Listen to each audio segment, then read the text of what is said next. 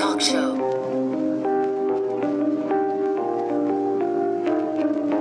Yo, it's the Grown Kid Talk Show.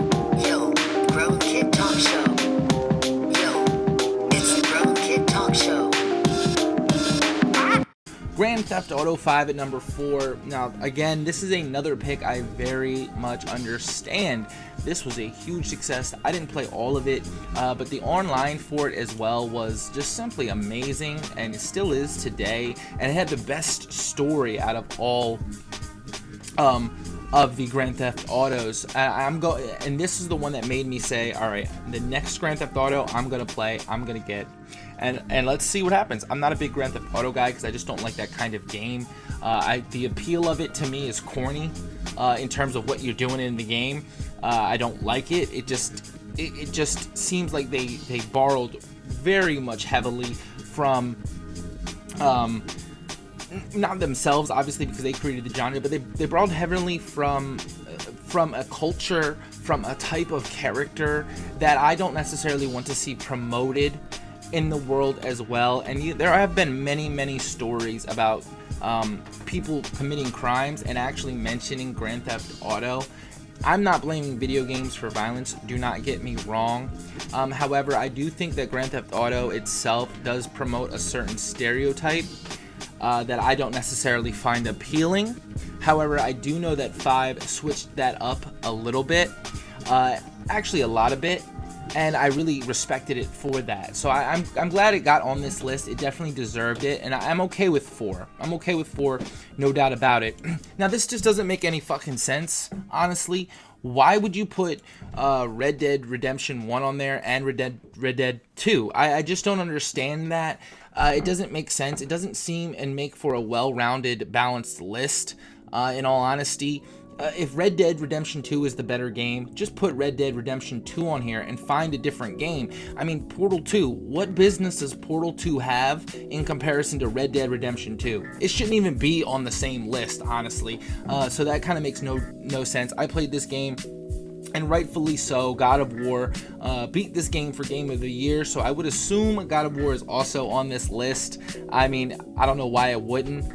Oh, so Legend of Zelda is on this list, and it comes in at number 2. That's just so surprising that this comes in at 2. I'm really confused there. Let me see the number 1. And Super Mario Galaxy 2 is your number 1 game for critics? Like what? You got okay, so I wanted to have fun with the video, obviously, but this is crazy. I really want you to tell me what you think about this list. Apparently the critics say that Super Mario Galaxy 2 is the best critics rated game for the decade. I don't remember Super Mario Galaxy 2 like at all,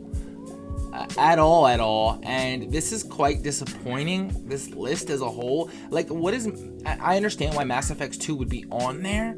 I just don't think Mass Effect 2 holds up on this list in some of the games that are on here. Portal 2 definitely needs to get the fuck out of there. There's no reason why that's there, honestly. Red Dead Redemption 2 needs to get the fuck out of there. Let's see what else needs to go first.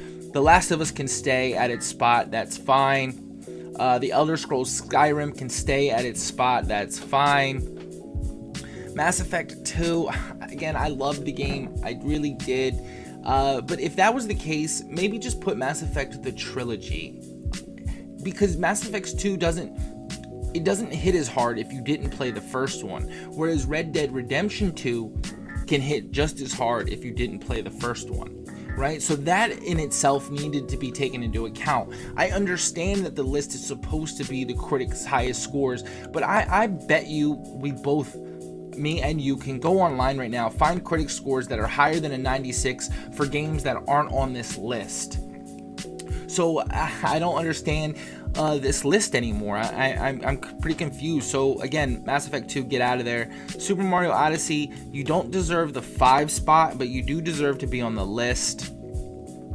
Grand Theft Auto 5, I think you're pretty good at 4, honestly. I really do like that pick. Red Dead Redemption 2, again, deserves this pick. I don't know if it deserves the number 3 spot, but it definitely deserves to be on this list more than the first one. That's no doubt about it. And then you got The Legend of Breath of the Wild. Yes, this deserves to be on the list. Does this deserve to be number 2? I don't know.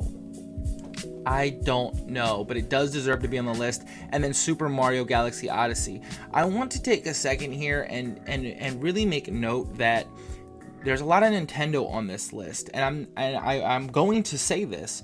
Nintendo definitely does pay off the critics to give their games a good review score, because it's about the parents who are then buying these games for their kids in the hope that they create a new lifelong fan for their already super old franchises. It's not a coincidence that there are so many Nintendo games on here that just get high critic scores. Why? Because the games really have no substance, no heart, and no core. They don't touch on any mature themes.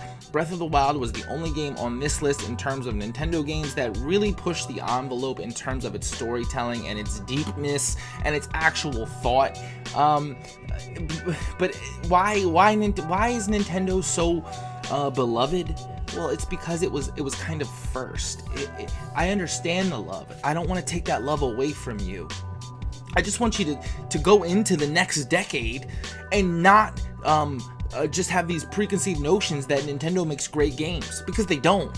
Super Mario Galaxy 2, the number 1 game for the decade in terms of critic scores. That should tell you right there that the critics for this decade are holding less and less weight, because people like me and you are going out there and searching for real people giving real reviews to these games. And that should be a huge indicator for you.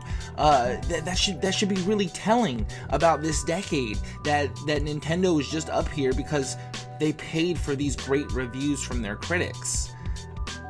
This was quite a sad list. We'll just move on to the next topic, because this wasn't as fun as I was hoping it would be. Super Mario Galaxy 2. Are you fucking kidding me? Yo, it's the Grown Kid Talk Show.